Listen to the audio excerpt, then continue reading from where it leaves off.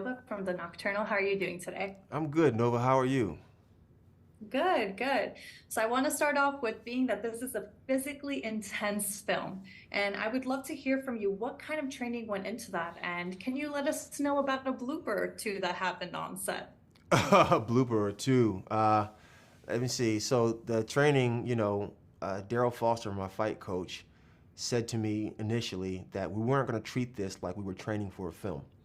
That we were going to treat training as though I am training for the heavyweight title fight. And that's the way we went into it. So we treated it like a fight camp, meaning it's not like going to Rumble for an hour and a half.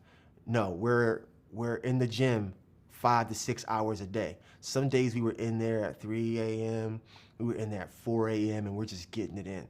Fighters would come in, there'd be some sparring, we'd work together, we'd throw punches, right? So when you're training that rigorously, even then, it wasn't enough for me. I would go home after training, I would eat, and then I would be back in the gym lifting weights for like 2 hours. Just, to continue to shape my body Wow. in the way that I needed it to look to portray Mr. Foreman. And there were even days where, okay, if the abs are showing too much, then I have to add something to my diet to flatten it out, so that I didn't have, right, because physically, aside from Ken Norton at that time, most of the fighters didn't have rippled abs. That was later, so we wanted to be very specific. So I was in incredible shape. I was able to do all of my fights, 12, 14-hour days of doing fight scenes and be completely fine, and not be gassed at all. So that was the first half. And then I had to lose it all. So I gained 50 pounds in 5 weeks by eating 7,000 calories a day on a Wow. pescatarian diet, right? No sugar, no dairy, on a pescatarian diet. And the heaviest I got was 282. Wow. I commend the dedication. That is quite astonishing. And I applaud you for that. Thank you. And I would like to know what is some of the research that went into preparing to display a real person and not a fictional character? Well, first, I took all of the tools that I had from my theater background into observing how we were going to tell this story. First and foremost, what story are we telling? And then I began to watch film on Mr. Foreman as much as I could. Then I read all of his autobiographies. But then there was one thing missing, right? There was one element missing, and it was who this individual is when the cameras are off. So I went and I spent a few days with him in Houston just to find, just even the subtlest of nuances, right, that would indicate to his family and his friends that that is him. That would be an indicator for him. And how do I marry those two together? Because it's not just about what the fight fans could recognize in his power indicators, right, in the ring, or his style in the ring. It's not just about what his fans who know him from the commercials and the grills and the TV show could recognize through his smile and his lightheartedness, but what his family could identify in the private moments. So that's kind of partially what went into it. Quite a bit went into it. Amazing. Thank you so much, and congratulations on this role, and much luck to all the future success. Thank you. Awesome. Hi, I'm Nova from the Nocturnal. How are you doing today? Good. How you doing? Good, good.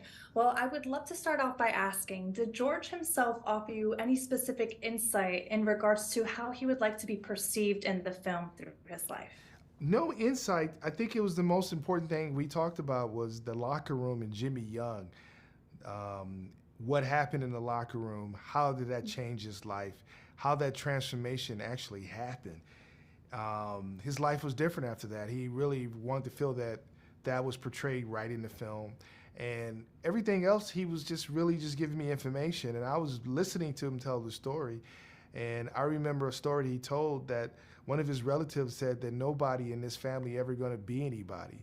And that one line really stuck with him. And it really pushed him. And as you sort of, was a huge moment where I was able to see the vulnerability and really was able to see the through line of the character, always looking for approval at that point of the story. So that's really one of the most important things I got from George from early point, really sitting down with him and talking with him. Wow, very interesting. I would love to know, you wrote on Instagram that covering all of the decades of his life was a beast. I'd love to know, was there any specific decade that you found most challenging? And then was there any specific decade that you found most emotionally being attached to? I think I was really attached to the 70s in his early years from after the Olympics, from 1969 all the way to 77. I just thought that was very interesting in the boxing world, how these guys fought, the smoky rooms where everybody could smoke in these rooms. You got the haze and everybody packed in. They fought at outdoor stadiums like Zaire or sometimes smaller rooms like the Hilton. These little rooms. And I said, how would the boxing be different from any other boxing movies? And I just felt like I got to get that right, authentic, and have these guys really punch and really box for real, hit each other for real. Those were my approach from an excitement standpoint. And I really wanted to get that really right because I felt that's something that we will have unique that other boxing movies or films in this genre would have. But the thing that I felt was the most challenging too was the years that we don't know from a non-traditional story standpoint. Here's a protagonist who's a boxer but stops mid-point and says, I can't even make a fist anymore. I can't even box anymore. Those were the challenging in terms of storytelling, of what the audience not expecting, to keep them engaged, to keep them always wondering what's happening next. And that's sort of what was going on, and I felt in my life, what was going to happen next when he stopped boxing. And then we find out later what the movie tells us. Mm-hmm. And I love the aspect and the context that faith and his religion brought into his journey. And I would love to know, why was that aspect and showing that part of him so important to you as a director, to showcase that part that maybe we don't often see? Yeah, that was important because that was something that was part of his whole journey. That here's a person who was very selfish, who was sort of looking within himself and looking for approval as a champion. But how that is interesting that you can let all the material things go, all the cards, all the money, and be able to become selfless. You know what I mean? And I just thought that was a very interesting journey for anybody to believe in something other than yourself. But we try to track in a movie that is not easy. You can easily go back to who you were. We see that in the movie when he finds Desmond in the bar, where he can make that challenge to go back to who he was, and he doesn't. Those are the things that makes it exciting to see a whole journey of a character, and that's why I thought that section was very important. And which characteristics of him did you especially want to showcase in this film? What kind of qualities of his did you definitely want to get across? I think that the most important quality is the charm and the humor. When we see him later on, as you know him as George Foreman, the grill guy, he's the funny guy that we know. But there's no way anybody would not have that early on in his life. It's just a perception of how we see it, or that part of his life was contained. But the humor, we see that very early on, the likability of this young boy who wanted to do good, and the humor and the fun, him was there. It was just a little bit softer there. And we see it really blossom as he'd be able to look for a change in his life. Amazing. Thank you so much for speaking with me today, and best of luck with everything in the future. Thank you. I appreciate it.